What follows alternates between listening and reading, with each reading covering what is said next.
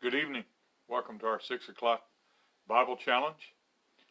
And this evening we're looking at the book of Jeremiah, Jeremiah 19 and 20. We talked yesterday about silence. How sometimes it's just good to be still and know that I am God. I challenge people to just put yourself into God's presence and be still. Just be quiet. Let God's presence speak to you. Now today we're going to talk about just the opposite of that. See, you maybe have heard the old saying, silence is golden. But sometimes silence isn't golden, sometimes it's just plain yellow. There's a time to speak up and let your voice be heard. In our society right now, there's a lot of shameful things being done. There's a lot of looting, a lot of stealing, a lot of vandalism.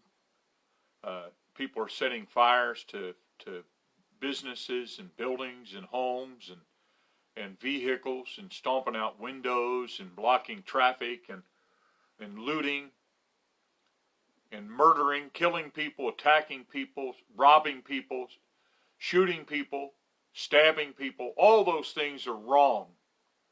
They're wrong, and I don't care what you try to hide those things under, the name of a particular group, it doesn't matter. All those things are wrong. The prophet Jeremiah came along and he told the people how wicked their behavior was. And he explained to them how bad God said it was going to get. And in chapter 19 of Jeremiah, God says, you tell them that I will cause them to, in verse 9, he says, I will cause them to eat the flesh of their sons and the flesh of their daughters, and they shall eat every one the flesh of his friend in the siege and straitness wherewith their enemies, and they that seek their lives shall straiten them. So God says, my judgment on the nation is going to get so bad that you will have to revert to cannibalism. You will have to eat your children, your sons and your daughters and your friends, their flesh, just to survive. That's a very, very powerful, strong message from the prophet of God. And it was because the people of God had chosen to abandon his ways, ignore him. They refused to turn back to him, and God said, I've had enough, and I'm bringing severe judgment. How did the people handle it? Let's look at the beginning of the chapter 20. Verse 1 says, Now Pashur the son of Immer the priest, who was also chief governor in the house of the Lord, heard that Jeremiah prophesied these things. Pashur smote Jeremiah the prophet and put him in the stocks that were in the high gate of Benjamin, which was by the house of the Lord. And so how did the leadership in the government handle it?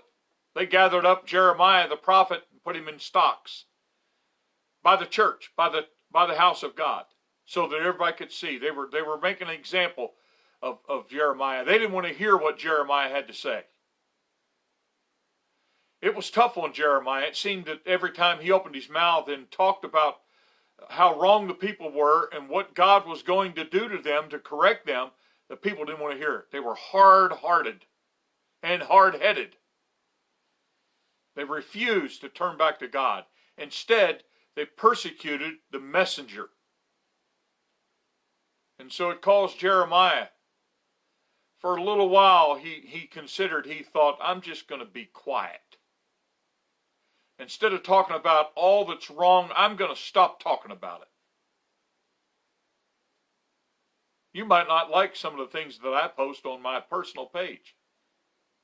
I warn people, I warn our nation about the wrong, the evil things that are going on in our nation.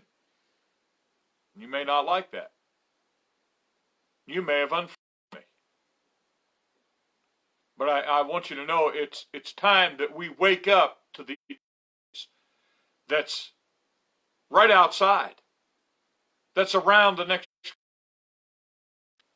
We've got to sound the alarm and stop this foolishness that goes right against what God says.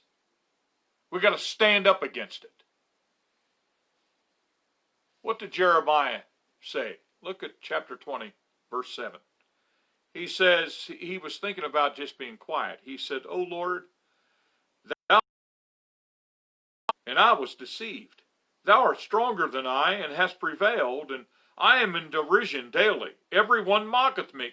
Jeremiah says, I don't know what to do.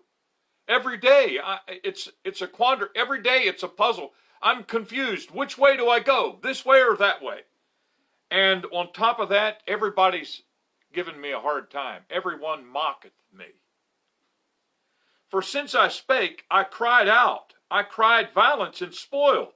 He told what was going on. And he said, "Because the word of the Lord was made a reproach unto me, and a derision daily." So Jeremiah said, I was warning people, telling them what they were doing was wrong, sounding the alarm, and I've been persecuted. People are being hateful towards me. And so what does he say? "Then I said, I will not make mention of him, nor speak any more in his name." And so Jeremiah's next idea was, I'll just stop talking about it. I'll stop talking about God and how wrong the people are and all their actions and attitudes and their words and how wrong it all is. I'll just stop. But look what the last half of verse 9 says. "But his word was in mine heart as a burning fire, shut up in my bones. And I was weary with forbearing, and I could not stay." Or he says, I was weary with not speaking out. I tried to be quiet about it. But when I did, the message and the warning and what God wanted me to say was burning inside of me like a hot coal. And I couldn't be quiet. I had to say it. And I feel like Jeremiah. I have to say it.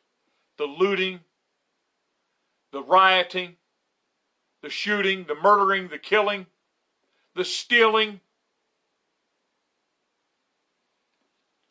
the murdering, the stabbings, the mistreatment, disrespect of people, the innocent bystander, all that is wrong.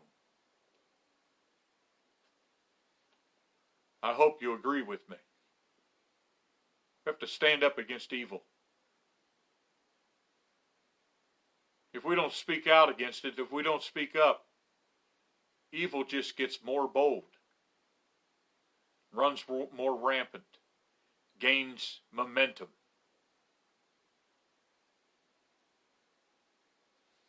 I'm asking God to use his people to stop this foolishness, this evilness that's run rampant across our nation. Use us, God. Show us what you'd like us to do, and we'll be sure to speak up. God's good. Knowing him is the best thing in life, and he can be trusted, and he empowers us to do what